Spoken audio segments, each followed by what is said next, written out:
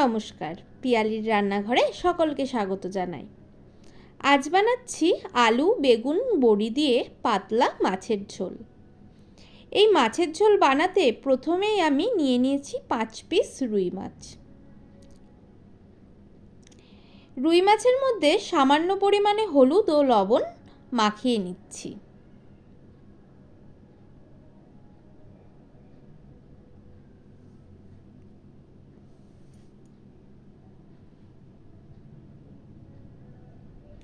হলুদ লবণ মাখানো হয়ে গেছে, এবার মাছগুলিকে আমি সাইডে রেখে দিচ্ছি।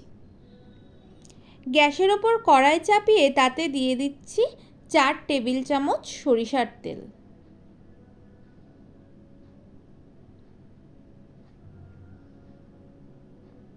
এবার তেলটি খুব ভালো করে গরম হয়ে আসলে তাতে এক এক করে মাছগুলো ছেড়ে দিচ্ছি।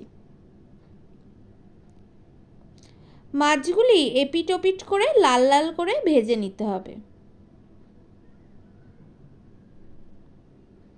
মাছগুলি ভাজা হয়ে গেছে, এবার একটি বাটিতে মাছগুলিকে আমি তুলে নিচ্ছি।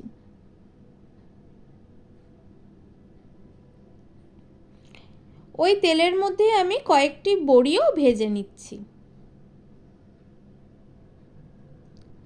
বড়িগুলি ভাজা হয়ে গেছে, একটি বাটিতে বড়িগুলি তুলে নিলাম।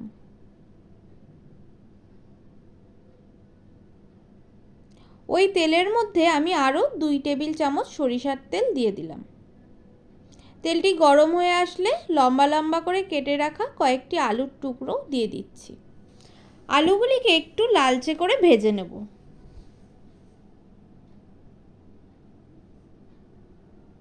আলুগুলি ভাজা হয়ে গেছে, একটি বাটিতে আলুগুলি তুলে নিলাম। ওই তেলের মধ্যেই দিয়ে দিচ্ছি কেটে রাখা বেগুন। বেগুনগুলি ভাজা হয়ে গেলে একটি প্লেটে তুলে নিচ্ছি। ওই কড়াইয়ে দিয়ে দিলাম 1 টেবিল চামচ সরিষার তেল। তাতে দিয়ে দিচ্ছি কয়েকটি চেরা কাঁচা লঙ্কা।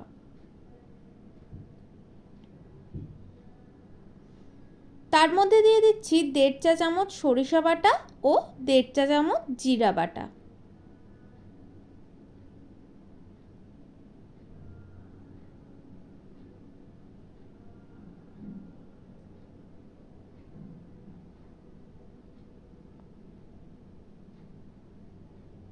এবার সামান্য একটু জল দিয়ে মশলাটি খুব ভালো করে কষিয়ে নেব।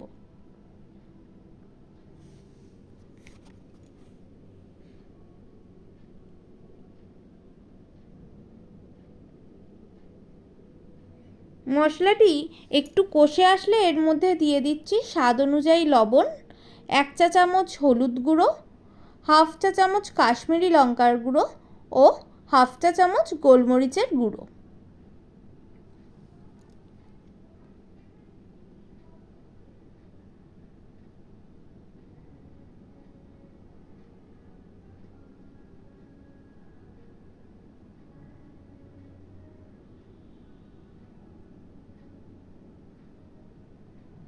এবার মশলাটি খুব ভালো করে কষিয়ে নেব।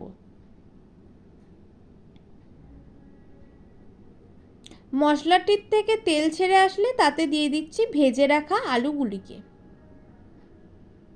আলুগুলি দিয়ে একটু নেড়েচেড়ে তাতে দিয়ে দিলাম পরিমাণ মতন জল, আর দিয়ে দেবো ভেজে রাখা বড়িগুলিকে।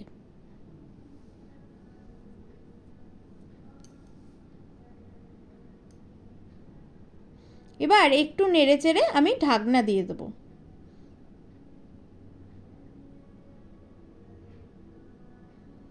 আমি 15 মিনিট মতন রেখে ঢাকনাটি সরিয়ে নিলাম।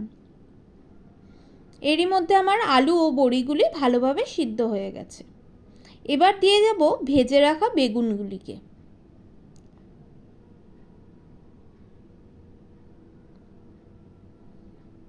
আর দিয়ে দিচ্ছি ভেজে রাখা মাছগুলিকেও।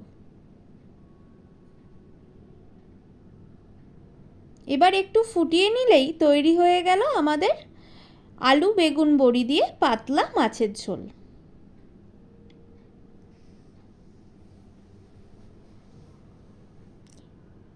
এবার এটিকে আমরা একটি পাত্রে তুলে নিচ্ছি। দুপুরবেলা গরম গরম ভাতের সাথে এই আলু বড়ি বেগুন দিয়ে ঝোল খেতে লাগে দুর্দান্ত। আর এরই সাথে বলে দিই, আমার ভিডিওটি যদি আপনাদের ভালো লেগে থাকে তাহলে অবশ্যই লাইক, কমেন্ট অ্যান্ড শেয়ার করবেন। আর এরকম নতুন নতুন ভিডিও পেতে চ্যানেলটিকে সাবস্ক্রাইব করবেন। ধন্যবাদ।